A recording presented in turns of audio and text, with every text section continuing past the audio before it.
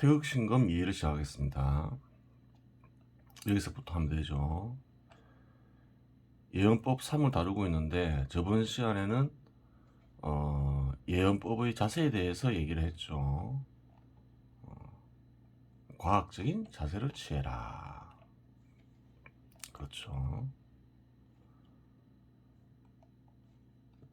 예언법 3에서는 배치한 요소들을 깊이 이해하는 단계입니다. 지금부터는 이제 예언법의 방법에 대해서 얘기를 하겠죠. 그렇게 해야지 이상이 생겼을 경우 적절하게 대응할 수 있습니다. 의술로 대응시켜보면 병을 발견하기 전 어떤 병인지를 파악하기 위한 전 단계라고 보면 됩니다. 예언법 3에서 진행되는 절차는 다음과 같습니다. 그래요. 배치한 요소들을 선악편에서 언급한 태극의 이치에 입각해 분석해 본다. 여기서 언급된 태극의 이치는 뭔가요?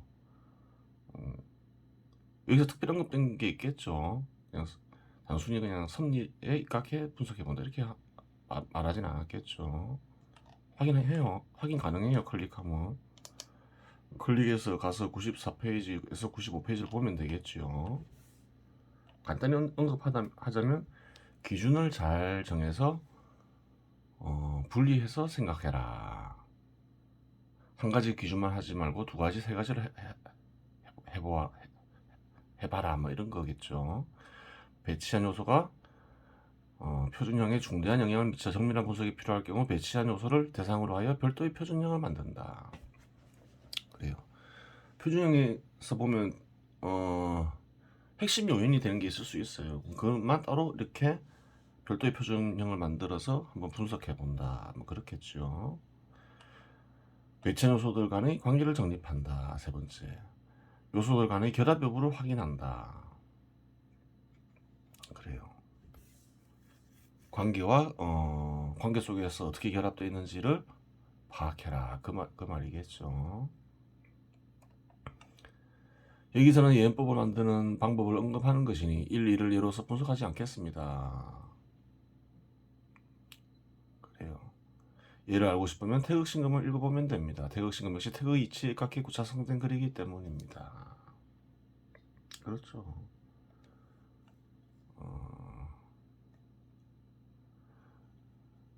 따로 뭐 예를 찾아서 언급할 필요가 없다는 거죠. 그 예를 알고 싶으면 태극신검을 읽으면 된다는 거죠. 그러면 배치한 요소들의 관계를 정립하는 방법을 언급하겠습니다. 이제 관계에 대해서 설명을 하죠. 우선 서로 기능적으로 형성되어 있는 관계를 살펴봅니다. 기능적으로 어떤 관계를 형성하고 있느냐, 거기에 중점을 맞추어라. 그렇게 이야기하는 거죠. 그러자면 관계에는 어떤 관계들이 있는지 살펴봐야 합니다. 어떤 관계의 종류를 살펴보겠다 이거죠. A와 B가 있는데 A가 B를 생겨나게 하는 유일한 원인이 되면서 유일한 조건이 되는 경우가 있습니다. 이 경우 B는 A에 철저히 종속되는 관계입니다. 상품시장과 활동시장의 관계가 그러합니다. 예전에 예언법에서 시장을 여러 종류로 나눴죠. 원래는 다 상품시장이죠. 근데 그렇게 하면 시장 분석이 어려우니까 그냥 상품시장은 뭐 생존수단, 욕망 충족 수단을 거래하는 것 정도로 이렇게 한정 짓는 거죠. 활동시장은 그래 활동을 거래하는 거죠. 노동은 활동에 포함이 되죠. 상품 시장이 없으면 활동 시장은 존재할 수 없습니다. 왜 그렇지 이렇게 생각할 수 있잖아요. 주석이 달려 있겠죠. 상품 시장이 없으면 상품을 생산하여 판매하는 기업은 존재할 수 없고 그러한 기업에 참여하는 기업 소유주와 근로자는 존재할 수 없다. 그렇죠. 기업에는 기업 소유주와 근로자가 참여하는데 상품을 생산하는 기업이 없으면 상품 시장이 없으면 상품을 생산하는 기업이 없을 거 아니에요. 그래요. 그럼 근로자는 존재할 수가 없는 거죠. 그래요.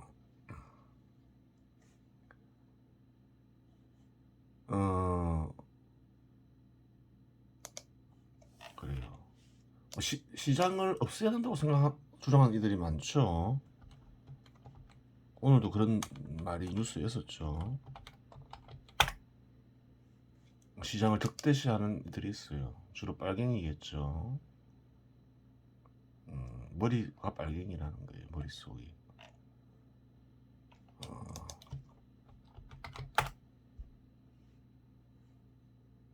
하여간 찾기가 그렇네요. 뉴스를 보니까 시장을 제약해야 된다. 시장을 뭐 굉장히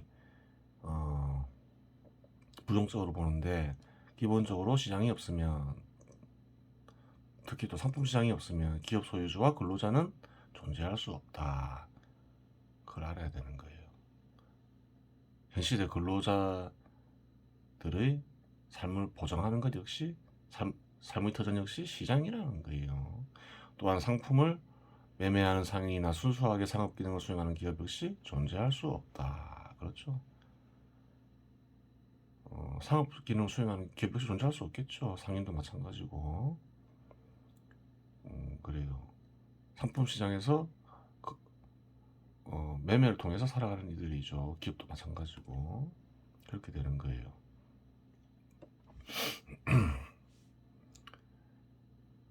종속돼 있죠. 상품 시장이 그게 현실인 거예요. 진실이고, 상품 시장이 발전하면 활동 시장이 발전하고,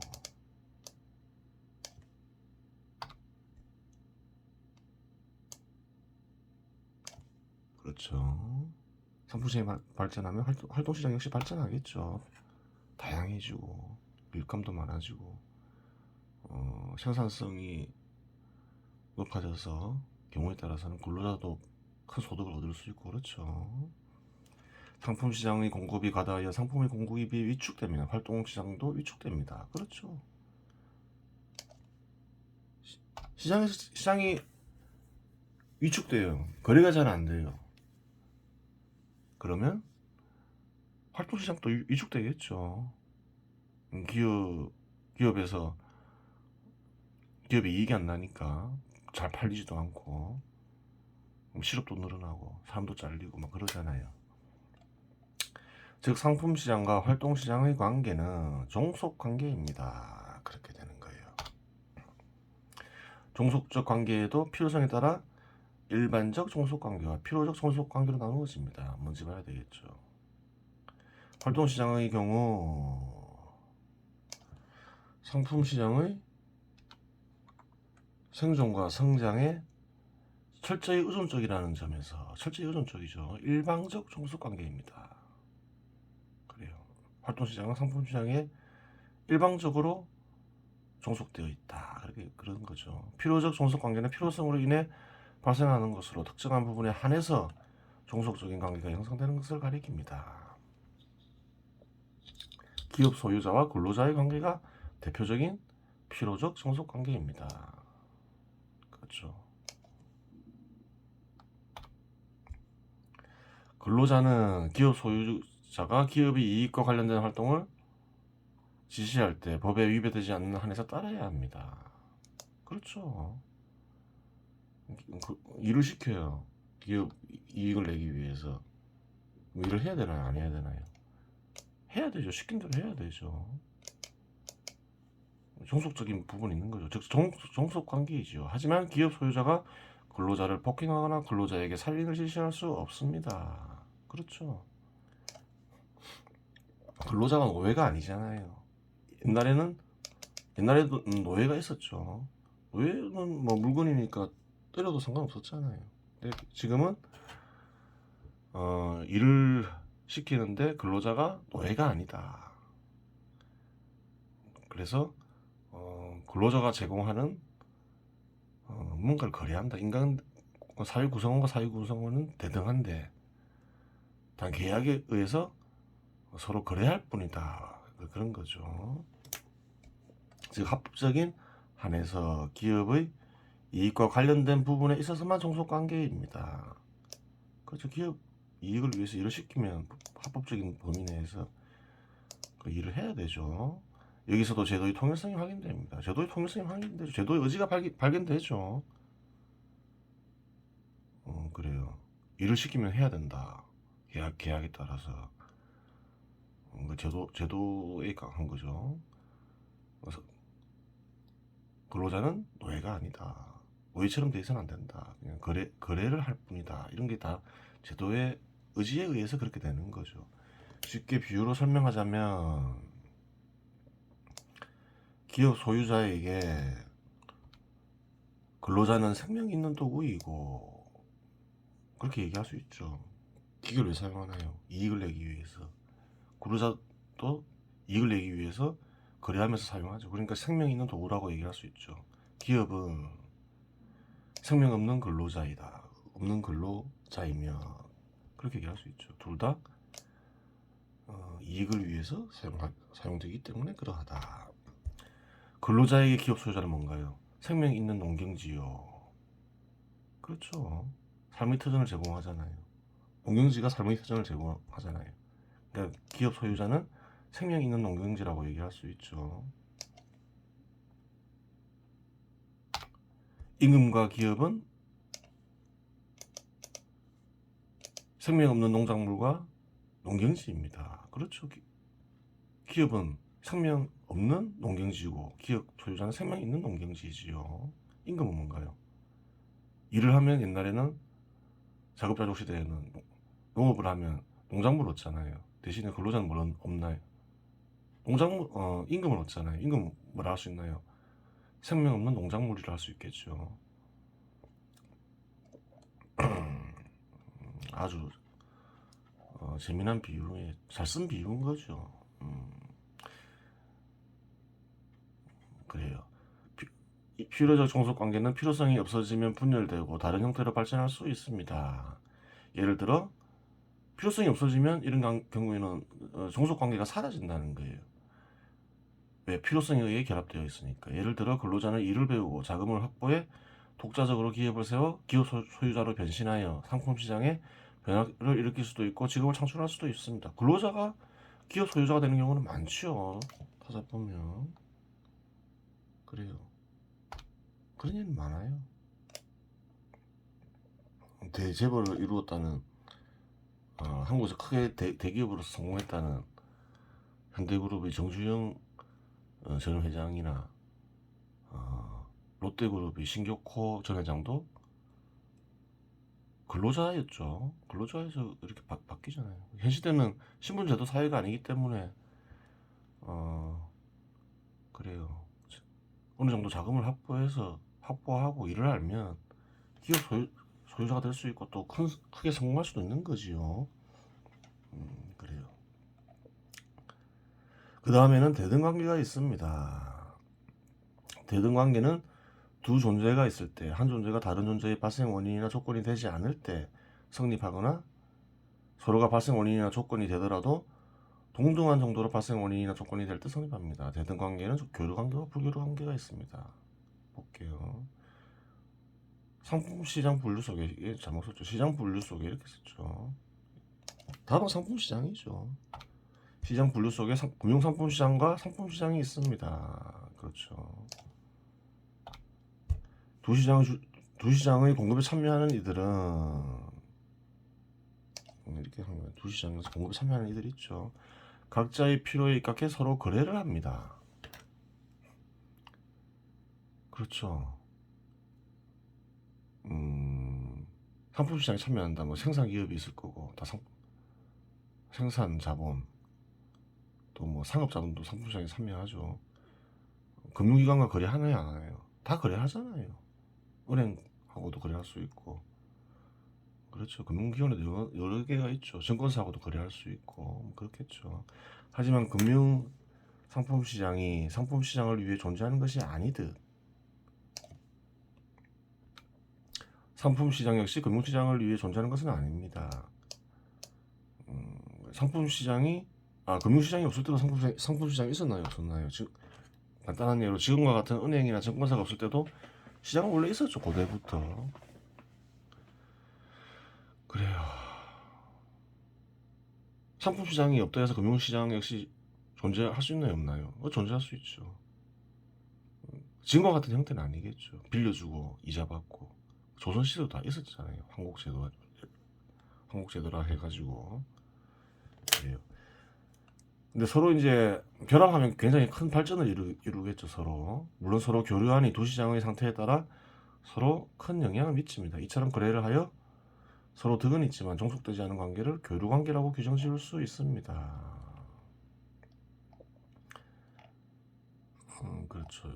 이번에는 불교류 관계를 살펴보겠습니다. 중앙은행과 상품시장의 공급에 참여하는 기업은 서로 거래하지 않고 서로 종속되어 있지 않습니다. 중앙은행과 그래 상품시장에 참여하는 이들은 서로 거래하지 않죠. 종속되어 있지 않아요. 이러한 경우를 불교류 관계라고 합니다. 하지만 더 깊이 들어가면 중앙은행의 정책은 환율이나 금리에 영향을 미쳐 상품시장에 참여하는 기업에 큰 영향을 미칠 수 있습니다. 그렇죠. 그래요. 중앙은행의 정책은 큰 영향을 미칠 수 있어요. 중앙은행은 환율이나 금리에 영향을 미치지 않아요. 서로 불교류 관계인데 영향을 미치는 경우가 있을 수 있다는 거예요. 또한 상품시장에 참여하는 기업의 상황에 따라 중앙은행의 정책 역시 영향을 받을 수 있습니다. 그렇죠. 상품시장에 참여하는 기업들의 상태에 따라서 상황에 따라서 중앙은행 역시 영향을 받죠. 기업들이 어려워지면 보통 어떻게 하나요? 기준금리를 낮춰서 시장금리를 낮추기도 하잖아요. 따라서 불교류 관계도 영향력을 기준으로 유의미관계와 무의미관계로 나눌 수 있습니다. 중앙은행과 상품시장에 참여하는 기업은 불교류 관계이며 유의미관계이지요. 의미가 있다는 거죠. 불교류 관계에서 유의미관계가 있는 경우에는 매개가 존재한다는 특징이 있습니다. 위의 경우에는 기준금리에 영향을 받는 시장금리가 매개체가 됩니다. 그렇죠. 매개를 통해서 영향을 미치겠죠. 매개가 존재하면 매개 형태가 필연적으로 존재합니다. 여기서는 다루지 않겠으나 시장금리의 인상이나 인하는 매개 형태 속에서 환율이나 상품시장의 구매력에 영향을 미칩니다. 구매력에 영향을 미칠 수 있습니다. 매개 형태라. 시장금리의 어떤 형태를 보면 되죠. 국채금리도 있을 테고 그게 매개 형태겠죠. 대출금리, 예금금리 이런 걸 얘기하겠죠. 형태가 있다. 구체적으로 살을 수 있다. 이렇게 돼 있죠. 주석이 돼 있죠. 중앙은행의 정책은 환율이나 금리에 영향을 미쳐 상품시장에 참여하는 기업에 큰 영향을 미칠 수 있습니다. 좀 더 구체화하기 위해서 사례를 들겠죠. 2023년 현 시점에서 확인된 사항은 두 가지가 있다. 최근에 확인된 게 있다는 거예요. 중앙은행의 급격한 금리 인상은 상품시장에 참여하는 기업들이 조달을 어렵게 한다. 최근에 급격한 금리 인상이 있었죠. 한국에서도 있었고, 그래요. 미국에서도 있었고, 미국보다 한국이 더 빨리 시작했죠. 유럽에서도 그렇고, ECB, 쉽게 확인할 수 있죠. 구체적으로 기업의 채권 발행을 어렵게 하여 기업 운영을 어렵게 한다. 조달을 어렵게 하면 운영이 어렵겠죠. 조달은 뭔가요? 대출 받는 거죠. 일종의. 한번 볼게요. 11월 2022년이겠죠. 볼까요? 2022년 맞죠. 정부는 흥국생명은 지난 2017년 투자자들에게 5억 달러를 빌렸습니다. 2017년에 5억 달러를 빌렸다 하죠. 한 5천억 6천억 되는 거죠. 신종자본증권이라는 채권으로 이자율은 연 4.475%이고 만기는 30년입니다. 만기가 30년인데 신종자본증권이라 하죠. 그래요. 이 채권에는 조건이 붙어 있습니다. 5년이 지나면 돈을 일찍 갚을 권리가 흥국생명에 생깁니다. 뭐냐면 만기가 30년인데 5년마다 갚을 수가 있다는 거예요. 그러나 흥국생명은 11월 9일 돌아오는 콜옵션 행사기일에 이를 행사하지 않기로 했습니다. 그래요. 행사하지 않겠다는 거죠. 왜? 갚아버리면 어차피 또 채권을 발행해야 되는데, 쉽게 얘기해서 돈을 빌려야 되는데 더 비싸게,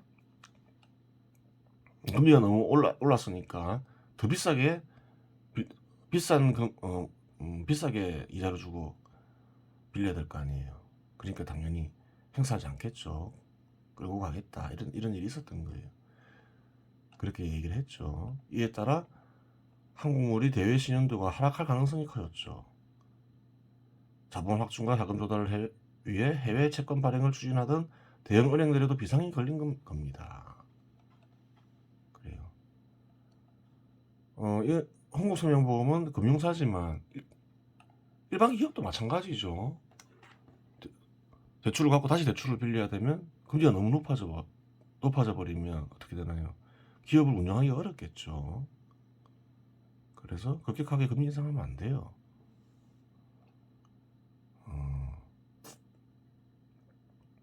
그래요.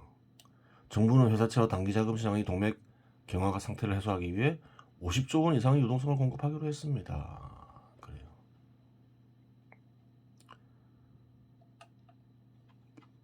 기업에 큰 문제가 생기면 안 되잖아요, 금융권에. 기업도 그렇고 금융권도 그렇고, 일반 기업도 그렇고 금융기업도 그렇고 금융기관도 그렇고. 그러니까 50조 원을 투입하게 되는 거예요. 또 별도의 자금을. 엄청난 비용을 큰 비용을 사회적으로 치르게 되는 거죠. 2007년, 2008년에 발생한 글로벌 금융위기에서 확인되었듯이 급격한 금리 인상 혹은 소득으로 감당되지 않는 높은 금리는 금융기관의 부실로 이어진다는 사실이 2023년에도 확인되었다. 이런 일이, 유사한 일이 본질은 같은 거죠. 과거에도 있었다는 거예요. 자산 가격에 영향을 미치면서 또 혹은 그래요. 기업이 어려워지는 경우, 또 금융권이 힘들어지는 경우 있었다는 거예요. 그렇죠. 두 가지가 확인됐다 했죠. 한 가지가 확인됐고, 기업 운영이 어려워지고 조달이 어려워짐으로써 2007년, 2008년에 발생한 글로벌 금융위기에서 확인되었듯이 급격한 금리 인상 혹은 소득으로 감당되지 않는 높은 금리는 금융기관의 부실로 이어진다는 사실이 2023년에도 확인되었다. 미국 실리콘밸리의 파산 여파에 덧대해 스위스의 투자은행 크레딧 스위스의 위기설까지 겹치면서 금융시장이 출렁이고 있다. 급격하게 금리 인상하니까 또 금융권이 굉장히 어려워지더라. 2007년, 2008년에도 그랬었죠. 글로벌 금융위기 했었죠. 볼게요. 2007년, 2008년 글로벌 금융위기의 원인이 중앙은행이 급격한 금리 인상과 높은 금리에 있었다고 하니 그런 말을 한 이가 있었나 하고 의심하는 이가 있을 수 있다. 그렇죠. 여기서 그렇게 언급하고 있죠. 글로벌 금융위기가 중앙은행의 급격한 금리 인상 혹은 높은 금리 인상이 있었다. 근데 그런 얘기를 한 사람이 있었냐? 이렇게 얘기할 수도 있잖아요. 있었을 수도 있고 없었을 수도 있죠. 근데 이거를 쓴 이는 한 명은 알고 있다는 거예요. 하지만 최소한 한 명은 알고 있었고 그런 말을 하였다. 2017년 퇴직신금 1, 신금 진리이금 2017년에서 이어진 거리죠. 한번 볼게요. 확인해 보니까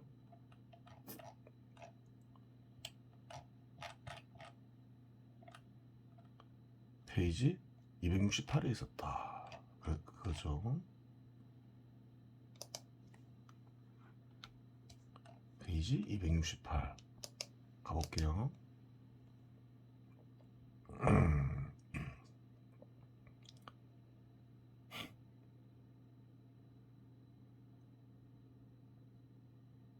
페이지 268.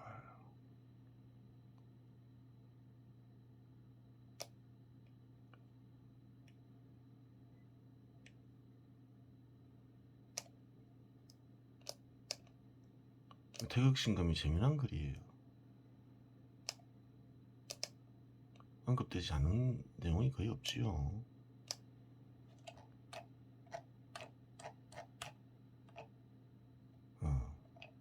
저기 뭔가 경제를 분석한 것들이 나오죠. 기준금리도 분석하면서 하여튼 중요한 건 그게 아니라 그런 말이 실제로 있었냐 이거겠죠. 268 여기 있어요. 하지만 보편적인 흐름 속에서 볼게요. 미리 대비를 할 수 있습니다. 보편적 상황 속에서 흐름이 전개는 이미 예측되므로 철저한 준비를 할 수 있는 것입니다. 보편적 상황이 있고 대비를 할 수 있다는 거예요. 흐름 방향은 불황으로 이어지면 나빠지거나 화랑으로 이어지면 좋아지는 것입니다. 대비라는 것은 불황으로 이어질 때 특히 중요합니다. 이는 노후에 소득이 없을 때를 대비해 저축을 하는 것과 이치가 같습니다. 불황을 대비해서 저축을 해야 된다. 이런 저축과 같은 걸 해야 된다. 이런 말 하고 있죠. 반면에 화랑으로 이어질 때는 대비보다는 관리가 중요합니다. 관리가 중요하다죠. 대비보다.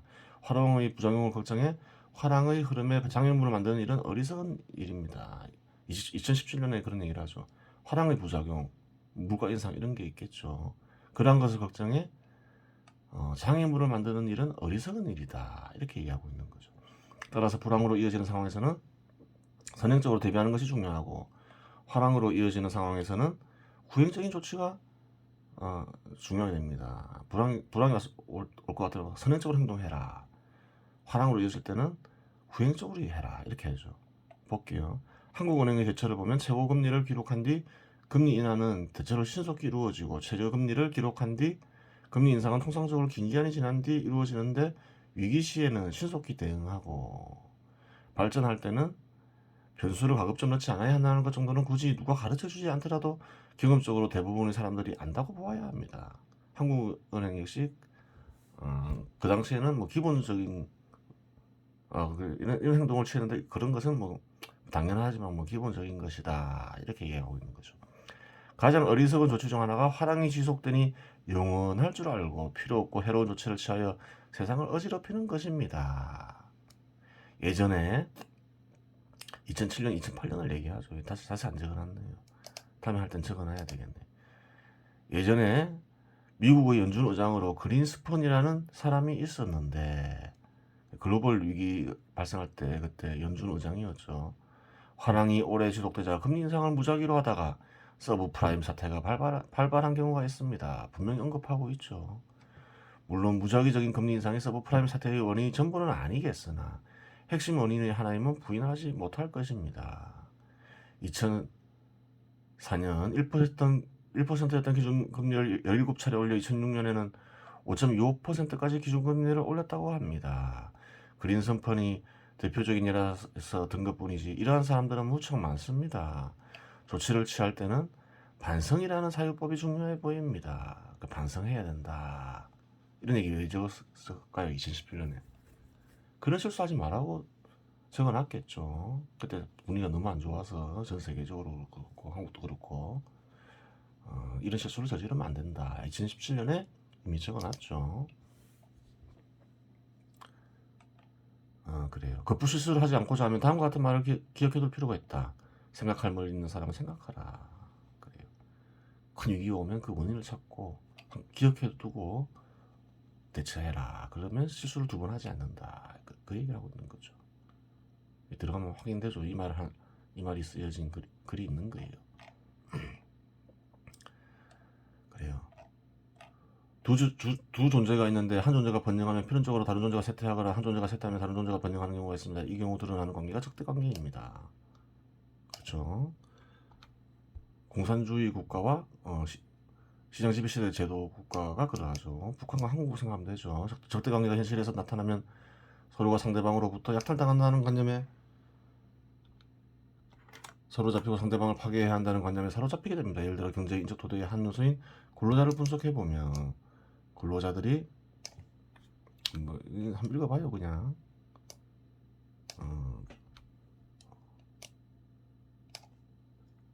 한번 읽어보면 돼요.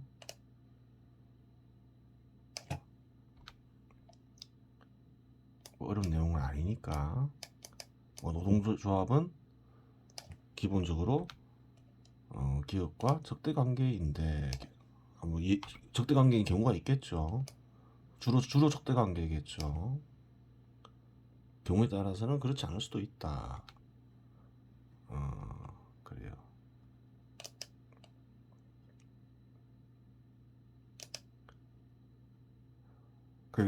인건비 증가에만 주력하는 노동조합이 되겠죠. 사회적 위력을 발휘할 실력을 행사하면서 그런 경우에는 기업과 필연적으로 적대 관계가 되겠죠. 그래요. 근데 아닌 경우도 있을 수는 있다. 시장이 충분히 발전하지 않아서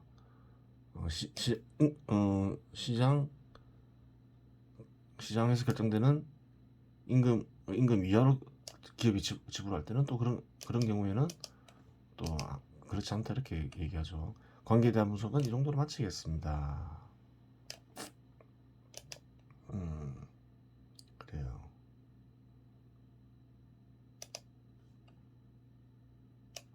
특별한 말은 없어요. 한번 읽어봐요. 그리고 마지막으로 요소들 간의 결합 관계를 확인한다라는 문장 살펴보겠습니다. 배치하는 요소들은 서로 결합하여 영향을 미칠 수 있습니다. 예를 들어 중앙금리의 기준금리나 금융상품시장의 예금금리나 대출금리 결정이 중요한 요소가 됩니다. 아까 얘기했죠. 즉 금융시장에서 결정되는 시장금리는 기준금리의 바탕에 형성됩니다. 그렇죠. 시장금리는 기준금리의 바탕에 형성되죠. 중앙은행이 화폐를 발행하고 뭐 그런 중요한 역할을 하기 때문에 그렇죠. 결합에 여러 종류가 있을 수 있으나 이선이 세세히 살펴보아야 합니다. 한 가지만 살펴보겠습니다. 물리적 결합이냐 화학적 결합에 따라 직렬 결합과 병렬 결합으로 나눌 수 있습니다. 예를 들어 금융기관의 대출금리는 중앙은행의 기준금리 플러스 추가금리로 나눌 수 있습니다. 그렇죠. 금리와 금리가 더해져 더 큰 금리가 만들어진 것이지요. 이런 결합을 직렬 결합이라고 합니다. 물리적인 현상과 비슷하죠. 병렬 결합은 기업 형태를 띤 자본과 활동이 만나서 상품이라는 또 다른 것이 만들어지는 것과 같이 다른 것과 다른 것이 만나 새로운 것이 생성되는 경우를 가리킵니다. 그렇죠.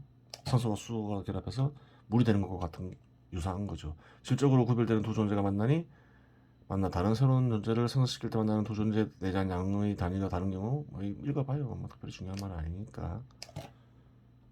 그래요. 한번 수학적으로 한번 생각해 볼 필요 있다. 뭐 이런 거겠죠. 이번 시간 여기서 마치겠습니다.